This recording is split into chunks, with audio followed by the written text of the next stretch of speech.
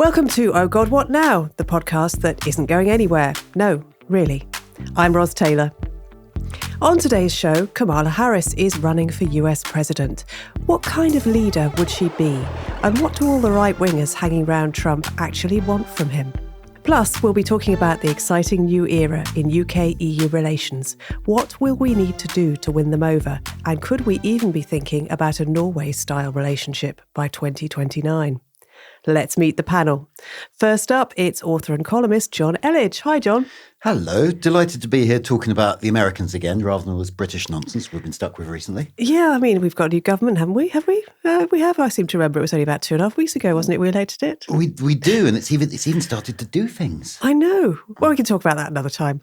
Anyway, the eyes of the world may be elsewhere, but Keir Starmer was in Hampshire today talking about a new body, Skills England. He says the current system of skills training is a mess. What's he going to do about it? So Skills England is sort of going to start treating migration as an economic issue, rather than the sort of placating the tabloids one, as far as I can tell.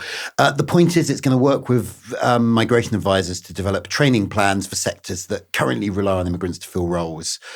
The idea is that this would mean businesses will be less likely to have to hire from overseas and are more likely to be able to hire internally, and that this will help cut migration. I have a few questions about this approach, I have to say. Firstly, it kind of ignores the fact that a lot of immigration is kind of push, not pull. It's because of, crises in Hong Kong or Ukraine or elsewhere. It ignores the fact that one of the biggest sectors that relies on immigration is the NHS. And as far as I know, we're not talking about massively expanding training for doctors and nurses at this stage. It doesn't entirely ignore the fact that there's also a pay issue in certain sectors, and domestic workers are not keen on working for the wages on offer. Starmer did at least acknowledge that. But it is kind of interesting to see a sort of return to sort of old-fashioned industrial policy. And it's also kind of interesting to see a prime minister talking about FE policy, which is a thing that nobody understands and nobody ever talks about, because basically no one in the chattering classes went through further education. That is probably very true. But nobody in this room went through the FE system. No, we talk far more about Oxbridge entry than we do about T-levels. The sector that educates half the population past 18. It's insane. Yeah. Well, that seems like progress. And joining us too is author and political historian Seth Thévoz. Hello, Seth. Hello, Ros. It's only been 2.5 weeks, as we were saying, and there's a potential backbench rebellion coming for Labour. Tell us about that. In some ways, this is a bit of an occupational hazard of having a large majority. There are now many, many backbenchers because although the sort of payroll vote for the government is about 100, the number of actual ministers is fewer than that. It's set down in law. They can't go beyond that amount. So as a result, you end up with over 300 MPs who do genuinely vote freely on issues. And we saw this, for example, with Blair's 2 landslides when there was such a large number of backbenchers. It wasn't unusual to get rebellions, but they'd usually fizzle out very quickly because they weren't very extensive and they didn't actually endanger the government's majority. I mean, the issue here, which goes back to what was and wasn't in the King's speech, is the 2-child benefit cap. Now, we've actually had that since 2017 when the Tories brought that in as a cost-cutting measure. Has a direct impact on child poverty. I mean, if you were to scrap that, the figures are lift an estimated 250,000 children out of poverty. Bear in mind that 15 years ago, Gordon Brown's government actually made eliminating child poverty one of their top priorities, and they were not that far off. Certainly, they were in the direction of travel. So the way that has mushroomed has troubled a lot of Labour MPs. The government points to the fact that they really can't afford it in their view. They come with a £3 billion price tag. Against that, a lot of Labour MPs right now are asking, what are we in politics for? Yeah, the question, of course, is whether it actually acts as a disincentive, which is what it's meant to do. And I heard this morning, I think from the Resolution Foundation, that a lot of people who are deciding whether or not to have babies or not deciding don't even know that it exists. So it's not something that is a factor in their decisions because they don't realise that they will get benefits cut off for the third child. There are a lot of assumptions generally about deterrence in politics. We can go to any number of debates and whether something does or doesn't have a deterrent effect. But if awareness of the policy is not high to begin with, the argument's ridiculous. Lastly, it's Nikki McCann Rámirez from the American Fiction podcast, and she's also a political reporter at Rolling Stone magazine. Hello, Nikki. Hello, good morning. Joe Biden is no longer running for US president. Last night, he endorsed his VP Kamala Harris for the nomination, and dozens of senior Democrats have already lined up behind her. Nikki, it's fair to say this was a long time coming. What was the final straw for Biden, though? I think it was a bit twofold. There are tons of factors at play here. I think the biggest thing we saw over the weekend and in the aftermath of the RNC was that the dam really broke in terms of congressional lawmaker support for a resignation from the campaign.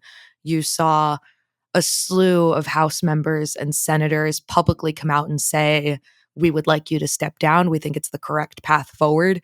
It seemed incredibly clear that Democratic leadership, the likes of Nancy Pelosi, who is an incredibly savvy political operative, seemed to also be preparing to go public.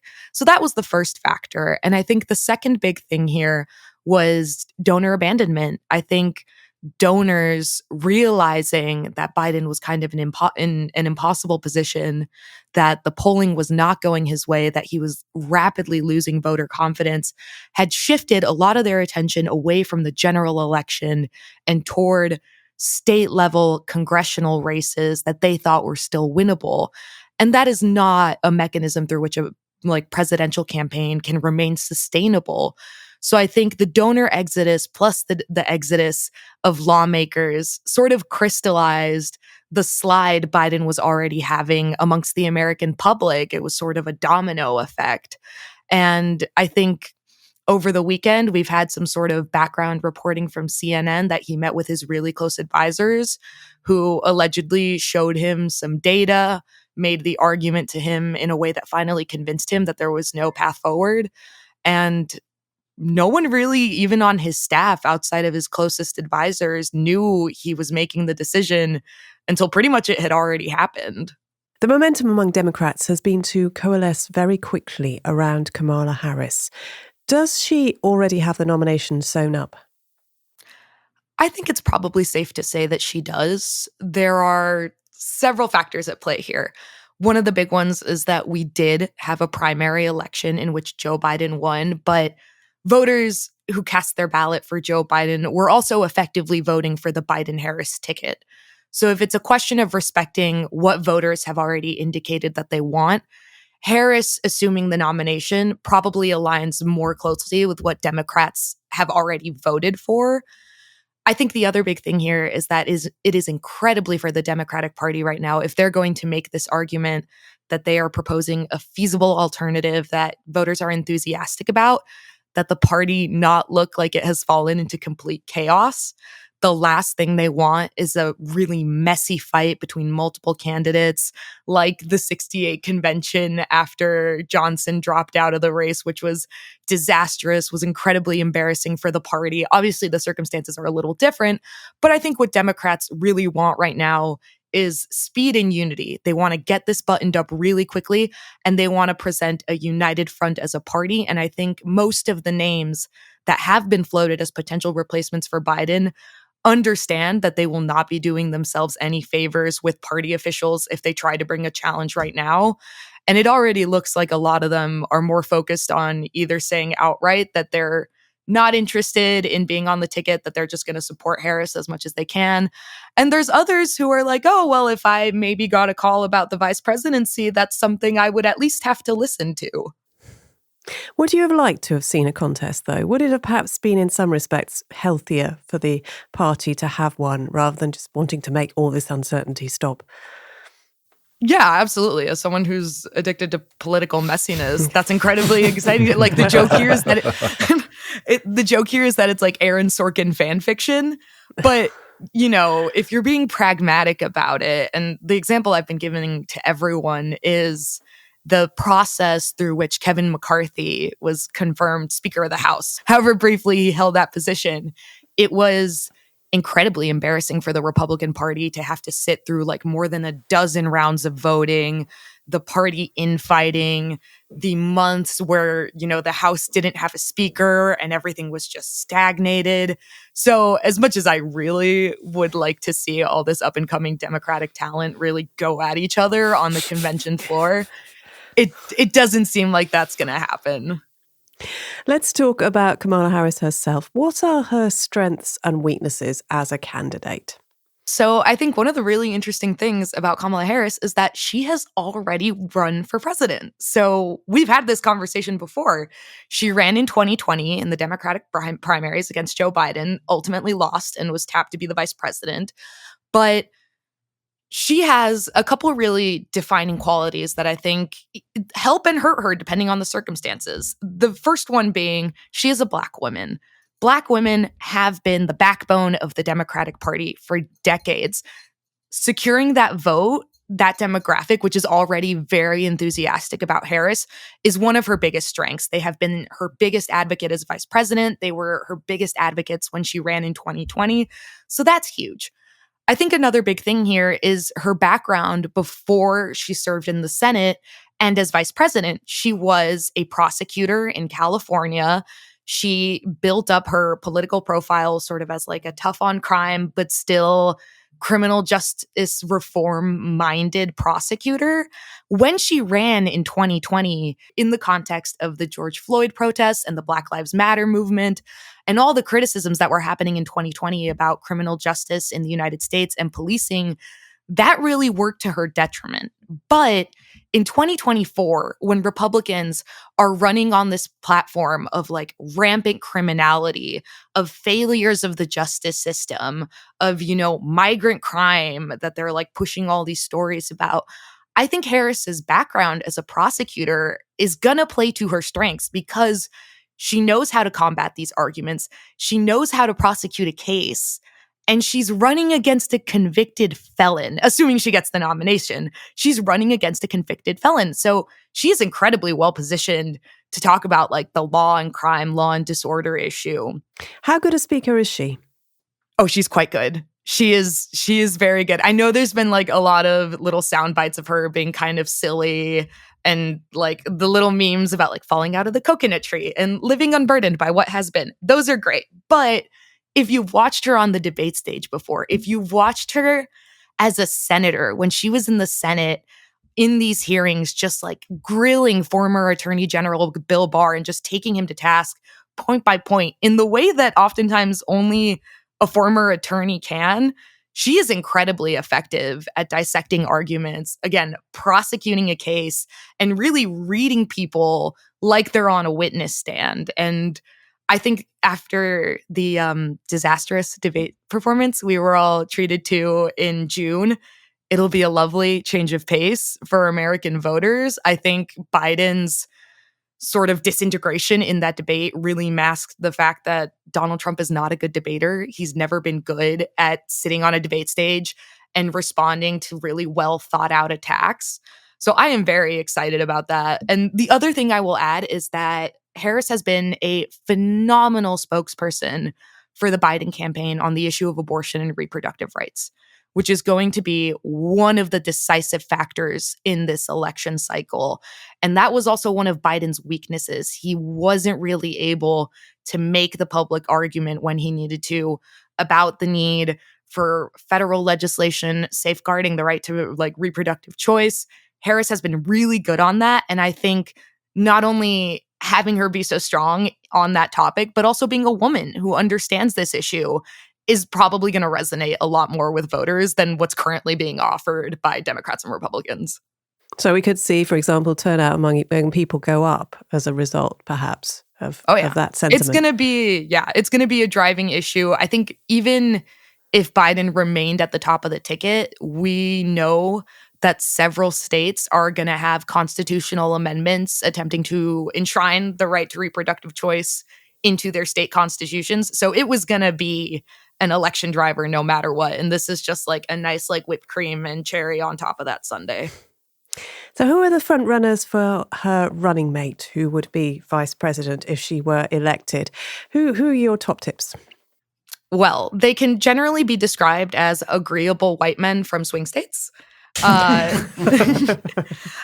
think, unfortunately, the United States remains a country that is very skeptical and sexist towards women in positions of power, especially a Black woman in a position of power. And that in itself, I think, is going to really drive the calculus about who gets chosen as VP. I think one of the other problems that the Biden-Harris ticket had was that they were never going to beat the coastal elite allegations. Obviously, Biden being from Delaware, Harris from California. You know, you have that bit of like that East Coast, West Coast, you people don't understand the heartland of the country dynamic. So Democrats here, if Harris ascends to the top of the ticket, have a really crucial opportunity to recalibrate their presidential ticket into something that more appeals to middle-of-the-road, independent, or undecided Democrats. I think one of the frontrunners who's gaining a lot of steam right now is Pennsylvania Governor Josh Shapiro. He's 51 years old, young, extremely well-liked. Pennsylvania is going to be critical this year as a swing state. The polling just keeps going back and forth. The fight there is getting incredibly intense.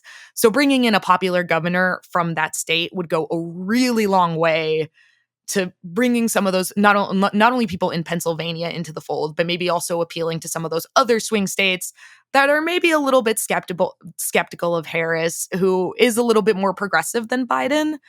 Other names that are being thrown around are Governor Andy Beshear, the governor of Kentucky. Kentucky is a red state. It is going to go Republican. But Beshear is a Democratic governor in a red state. Again, someone who appeals to kind of those middle-of-the-line voters, those maybe like Republican-leaning independents who are not super excited about Trump and may be convinced to vote Democrat if there was someone on the ticket they really liked.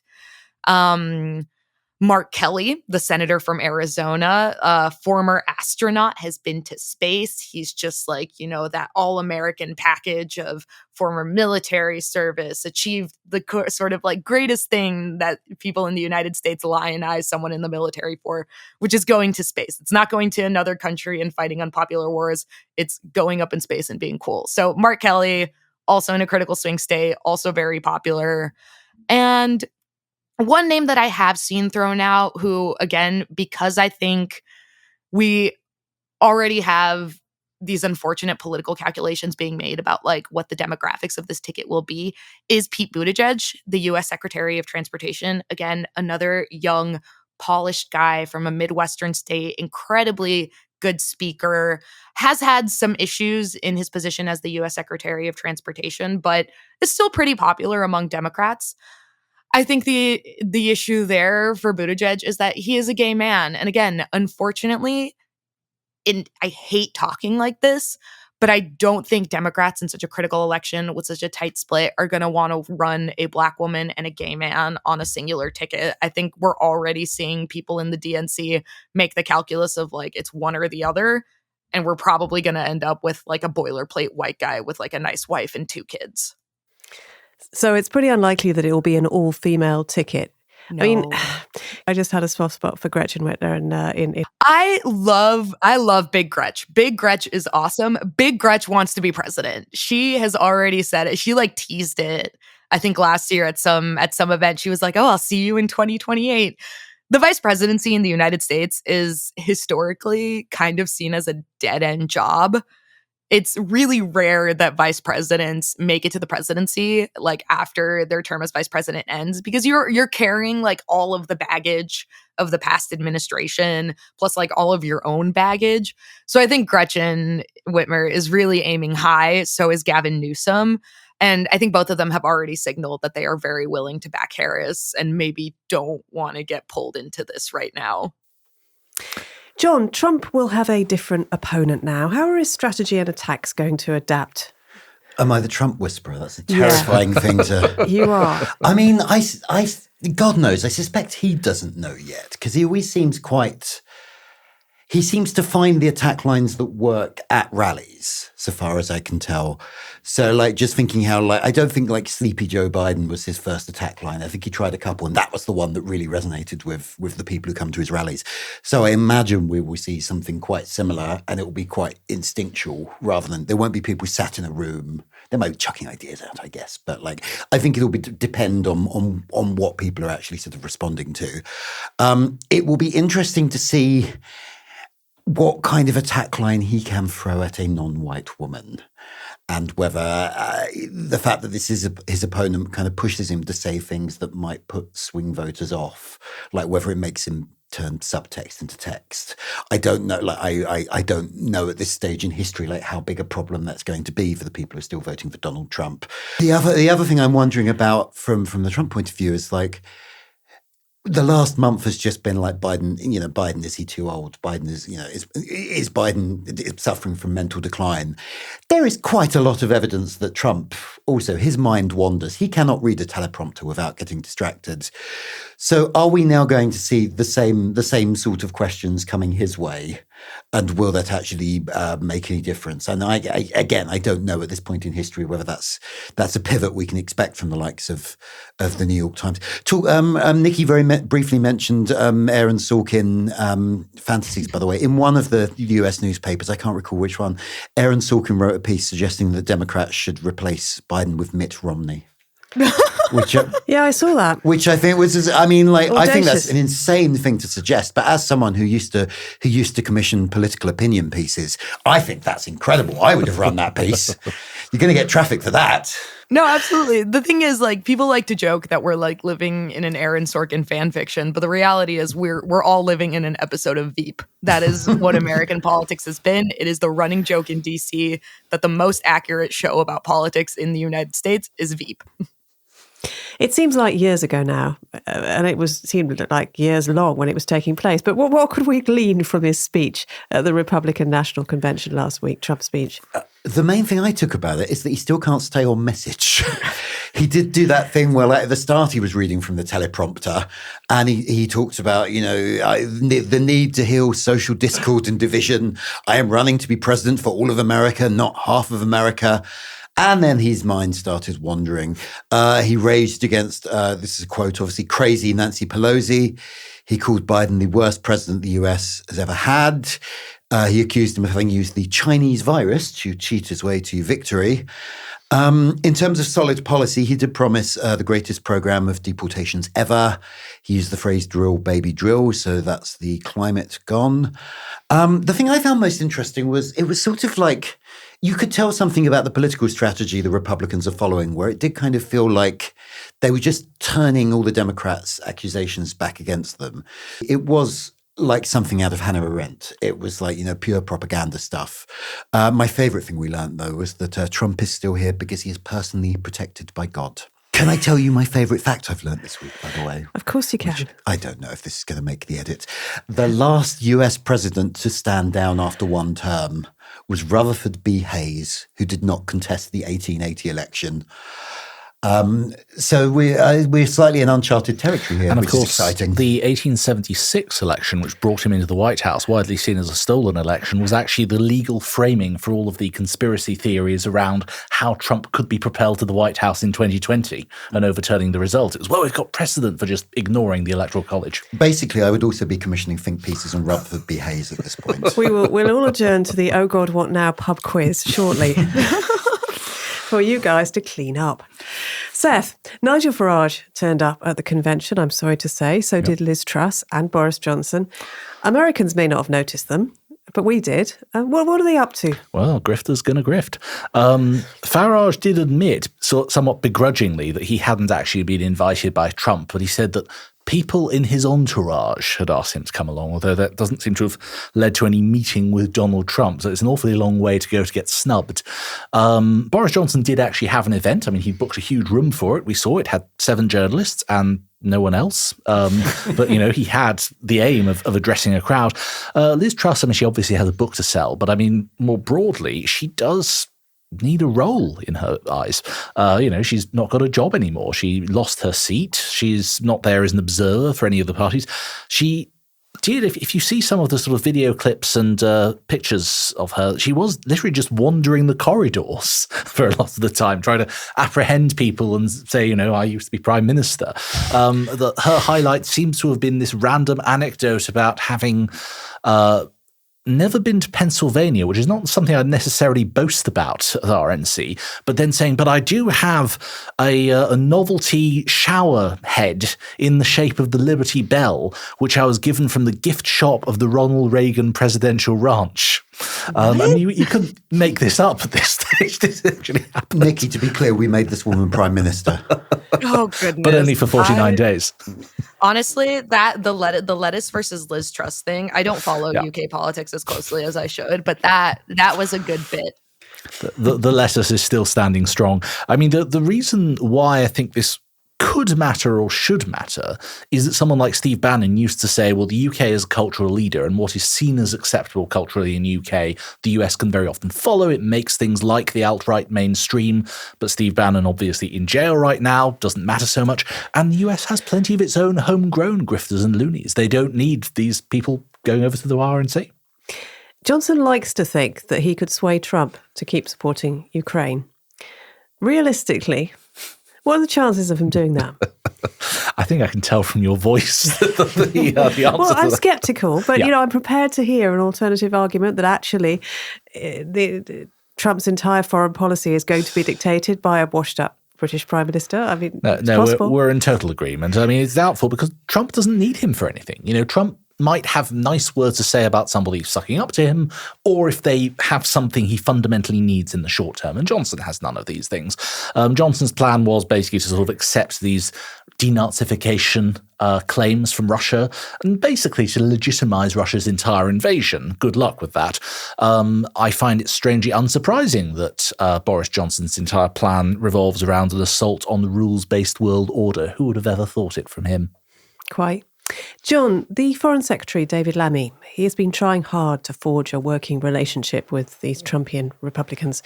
He says he can find common ground with the VP nominee J.D. Vance through their working-class background and Christianity. J.D. Vance is a guy who recently described Britain as Islamist. Beyond Ukraine and NATO, of course, does Britain need to keep America on side? Yes, this is why all this is so terrifying. Like, the US is still the biggest economy in the world. It still has the biggest military. It is still the guarantor of European security. So, like, even leaving aside the fact that, ideally we would have, there's been talk of like trade deals and like lowering tariffs and things like that. Britain and Europe more broadly do still need the US, not just Ukraine, for everything that lies to the west of Ukraine as well, which is what makes the possibility of a second Trump presidency so unnerving at the moment. I mean, I think David Lammy is doing the only thing he can possibly do in that situation, because like the new Labour government is going to have to, it might have to deal with these guys, and there's no point going in just like talking about how they're quasi-fascists and like we're not going to talk to them. Like these lines of communication are going to need to be open. So I understand what he's doing. I'm not convinced it's going to work very well. So it's realpolitik. Yeah, of course it's realpolitik. Yeah. I mean, like, if like America really is withdrawing from the global leadership role it's played for 80 years now, then that's terrifying. We don't, because like they are, there are a lot of differences between British/European cultures and American ones, but there are also a lot of commonalities. There are a lot of values in common. If the US is withdrawing from global affairs, then we're going to have a period of uncertainty, followed possibly by a country that's far less like us taking on the global leadership role. And I do not think we will enjoy that very much. Nikki, Barack Obama noticeably hasn't endorsed Harris. Bill and Hillary Clinton did. Why not? I think Obama, in the aftermath of his presidency, has tried to maintain himself as much on the sidelines as possible. Frankly, I don't think it matters that much. I think, he's remained really distanced from this entire process. We saw some reporting that lawmakers, Democratic Party officials, friends of Biden who approached him were kind of met with a sounding board reaction, like, oh, I neither agree nor disagree. I'm not going to advise you. I'm not going to say yes. I'm not going to say no. I think Obama really wants to avoid the perception of being seen as someone who's putting their finger on the scale. Biden kind of already did that himself by outright endorsing Harris. That's going to motivate a lot of the delegates who are going to vote on certifying this election to support her. I don't think he felt it was necessary to pile onto that, especially as he's no longer an elected lawmaker. He's no longer serving in public office. There are plenty of endorsements coming along. And I'm sure in the coming days and weeks, once things are kind of settled, we'll see him give the outright endorsement. I think one of the things that Democrats would like to avoid in this scenario is sort of that perception that like the Democratic Party elite are sort of pointing the finger at the candidate and saying no one else matters. As much as they can, they do want to give the impression that this is like an organic coalescing around Harris, an organic circling of the wagons that's coming from, first of all, the people who would be considered for the nomination should it not be her, and then lawmakers in Congress, elected officials. And by taking a step back, Obama can still, kind of like have his cake and eat it too. He can come out, endorse Harris. It'll be celebrated. And he won't have the negative attention of, oh, like, why are you tipping the scales? Why are you like jumping into this right now when things aren't decided? Nikki, thanks so much for joining us. Always my pleasure.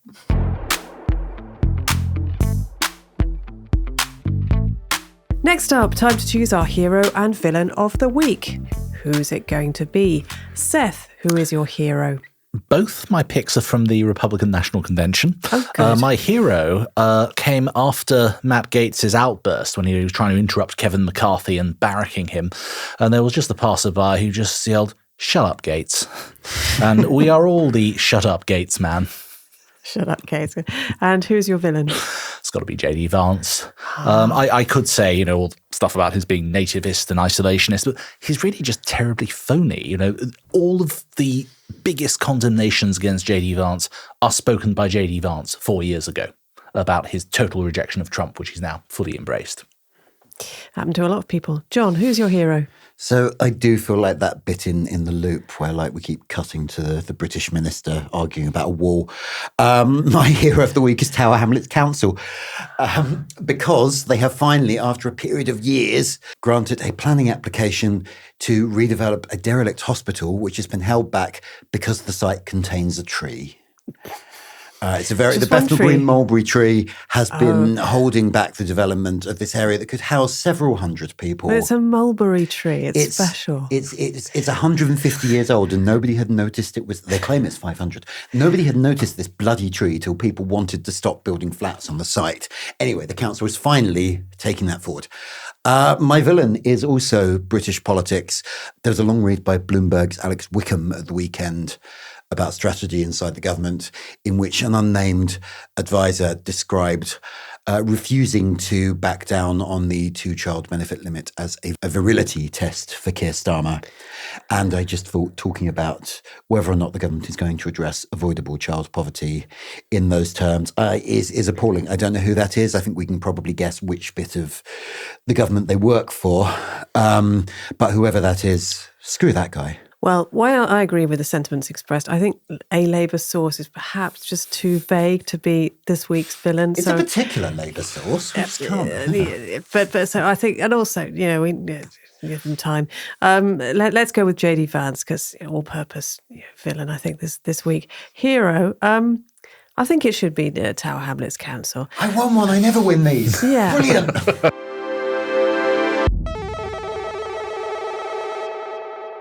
Europe is no longer a dirty word in UK politics. By most accounts, the European Political Community Summit at Blenheim Palace last week was a resounding success. But you might have noticed that nothing concrete came out of it. Fair enough, the EPC was never intended to come to firm conclusions or do anything like issue a communique.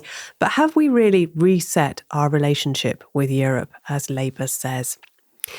Jonn, Labour wants to renegotiate our Brexit agreement with the EU to smooth trade a bit. I'm paraphrasing there because it's obviously much more complicated than that.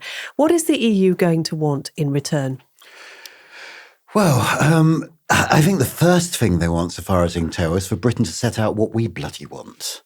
There was a great quote in a Politico article by John Stone where a French official was asked what the French would want out of this, and they said, let's not reverse things. There's a new government in the UK, and it's up to them to explain how they see their future relationship with the EU, which brings us to the second thing that the Europeans want, is to just have some sense of stability over here, and they're not going to have to keep having this conversation every 15 minutes with the British. Like, that has been the story of the last sort of 8 years of, like, every time they think they've set on a line, there's chaos over here, there's a new prime minister. Okay, we're probably going to be stuck with the prime minister we've got now for a while, but nonetheless, I think they just want some sense that there is a reliable partner here. The more concrete thing that I think Britain actually does have to offer at this point in history is help with European security. I mean, as we were talking about in the first half of the show, it is possible that the US is going to kind of like withdraw from its global leadership role. That's obviously, like, NATO is a partnership of 20-something countries, I think. However many it is, kind of, it's a bit meaningless without the US at the top. And that relationship may be about to wobble. One of the things that Britain has that most European countries do not is a bloody big, well-resourced military. That is the thing that Britain can kind of dangle and say, look, we will do more in European defence policy in exchange for slightly better trading terms. But I think before we can kind of get to that point, like, the summit last week wasn't really about sort of concrete agreements, was it? It was about relationship building. It was about just kind of showing, look, we're in this now. We're here for you. Because there are sort of EU wonks who say, actually, this trade stuff is all to do with the European Commission. The European Commission is nothing to do with defence, and no matter what Britain does on defence, it won't make any difference. But you're a bit more optimistic that it might actually tip the balance. I mean, like, the European Commission is made up of people from member states. You know, the member states do care about security more than almost anything else. And you can try and compartmentalize these things, but I do think somewhere down the line, like, if there is a Russian threat really looming on the eastern horizon and it's not clear the Americans are coming to the rescue, it is a good card we have to play. And also, you know, we shouldn't just be thinking about it in those terms. Like, it should be part of our role in Europe is to kind of help with this stuff. And we do already have those close relationships. You know, the one good thing you can say for Boris Johnson's premiership, really, is the steadfast support he gave to Ukraine. Like, that was the one moment I ever came remotely close to feeling proud of the man. Until his newspaper column last weekend.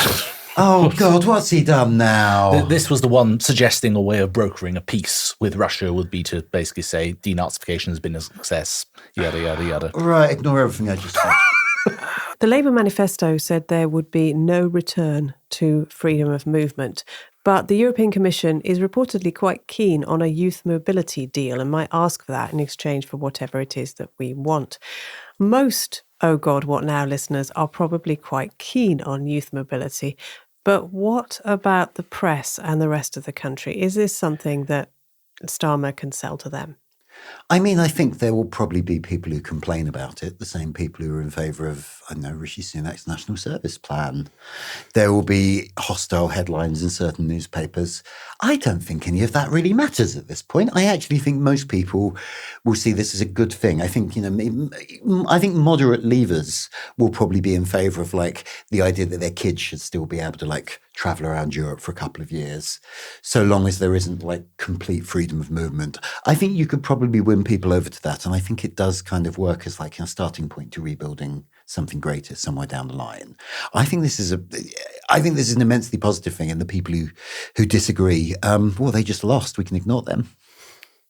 Seth, how much does the EU really care about us these days? I think increasingly so, actually. The more friction there is in trade, the more loss of trade there is. Now, that was something actually the Brexiteers placed a huge amount of store on, saying, well, they need us more than we need them. Well, it's not quite as blunt as that, but it's certainly the case that the EU doesn't particularly want to see a loss of trade generally. It's exports of them too. And so the more sort of patch-ups and refinements of trade deals that can be done, they'd be very open to. And underlining a lot of this is the economic side of exactly what Jonn was talking about. It's defence. It's the need for this, for stability and security. It's the very real threat, for example, of a Russian attack on a European state that's an EU member and a NATO member, say, within the next 2 or 3 years. That is not particularly far-fetched or outlandish. Bear in mind also, I mean, Jonn was talking about the conventional military forces. But I think there's also a very, very important aspect of this, which is nuclear policy and an independent nuclear deterrent. Because NATO is supported by 3 nuclear armadas at the moment. There's the US, which frankly looks doubtful in the event of a Trump presidency. There's also the French deterrent. Now, if Marine Le Pen were to be the French president in 2027, then remember, she is still very much the front runner. She hasn't pledged to leave NATO, but she's pledged to sort of exist outside of their command structures. And the point at which you start to say, well, we sort of believe in the defense pact, but we don't participate in anything and we don't necessarily sign up to anything, that starts to make the whole NATO foundation look very, very shaky indeed. And what you're left with is a British it is an independent deterrent, but it is dependent upon American maintenance of warheads and so forth. I'm not saying that the whole of NATO would depend upon that, but you're looking at these overlapping webs of a European Union that's getting increasingly concerned about having outsourced its defence practices to NATO, now saying we might actually have to do something within the EU on this, looking for partners and looking for more stable and dependable partners than the US may well be in a few years. And obviously there's a whole trade-off in many ways around this. Who'd have imagined a couple of years ago would be the stable, dependable ones? But I mean, there's also, we have a permanent seat in the UN Security Council. And the thought occurred to me a couple of years ago that I might get in trouble for saying this on this particular podcast, but I have been wondering for a while how much in the long term that referendum will really matter. Because I think it's entirely possible that at some point the EU would have moved together in a way that we could have ended up in an outer circle. But at the same time, like, there are all these kind of like economic and security and geographical arguments that mean we can only go so far from. There is a natural gravity to it. So I kind of think in, like, a couple of decades down the line, we kind of end up attached to Europe, but not at the core of it. I just sort of feel like that was always where we were going to end up. And this just seems to be a step on that path. Interesting. Speaking of Marine Le Pen, right-wing populists used to be keen on leaving the EU, and then presumably they saw what happened to us and thought perhaps not. Now they seem to prefer to try to reshape it to their own ends.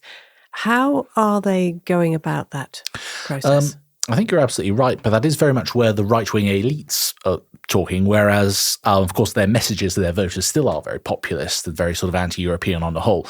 But for these sort of anti-elite backlash movements, they seem quite keen on having the elites themselves.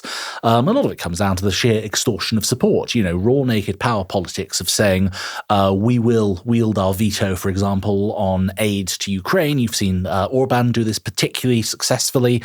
Everybody hates Orban nonetheless. The person who I think has done this much more successfully actually is Meloni. I mean, she's gone from being seen as beyond the pale to Joe Biden saying he was her favourite European leader to deal with. And she has very much sort of come in from the cold as somebody that they can do business with. So I think there is an acceptance that they can almost return to the mainstream if they use their power politics in a particularly effective way. There are fewer issues with the passage of years on which member states of the EU do have total vetoes, though. Where this gets a little bit more nuanced is that they're using qualified majority voting much more, and so they're operating within voter blocks. That becomes a bigger risk when you get more and more far-right politicians elected in Europe. But as we've seen from the recent French election results, that's by no means a one-way journey. But what does it mean for Starmer as he tries to reset? It means he's got to make some agreements with some very unsavoury characters. Now, that's normal part of foreign policy, but usually we haven't been used to doing that in our own backyard with European leaders.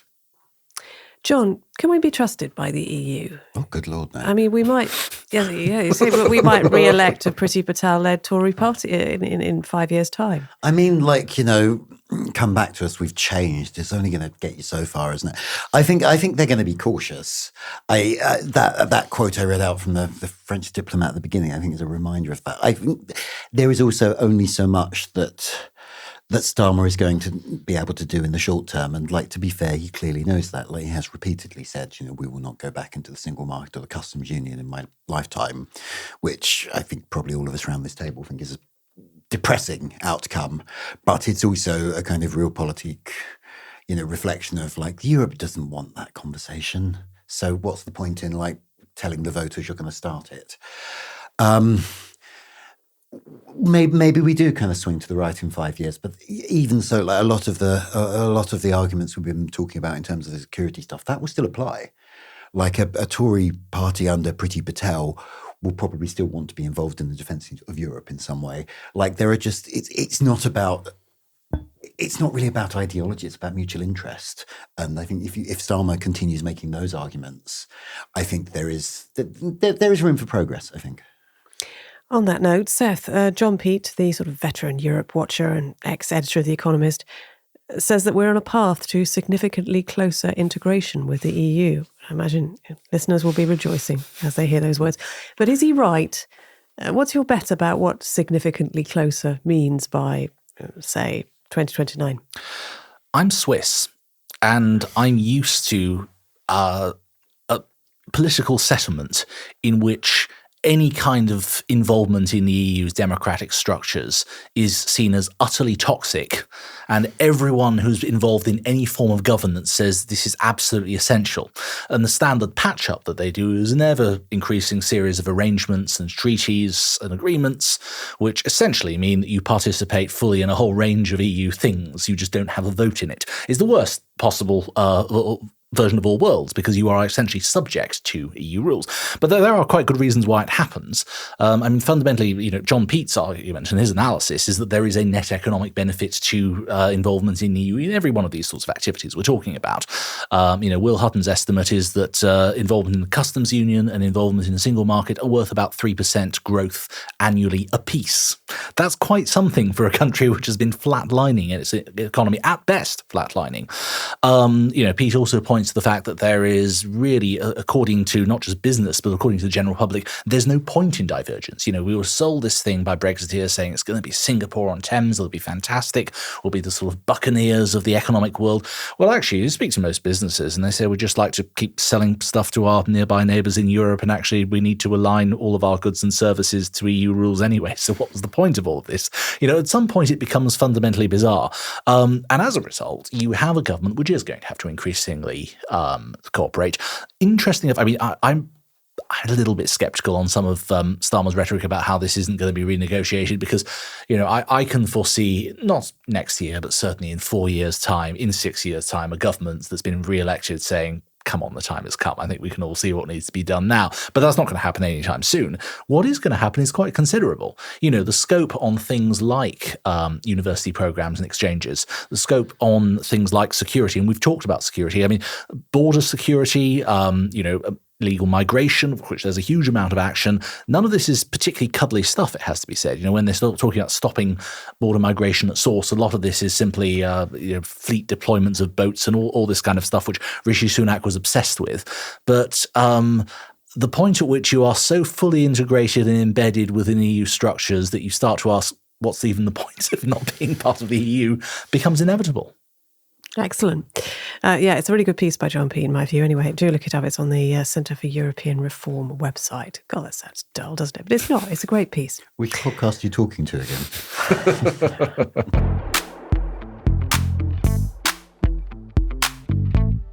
We've reached the end of the show, so it's time for Escape Routes. What cultural caves have we been delving into this week? John?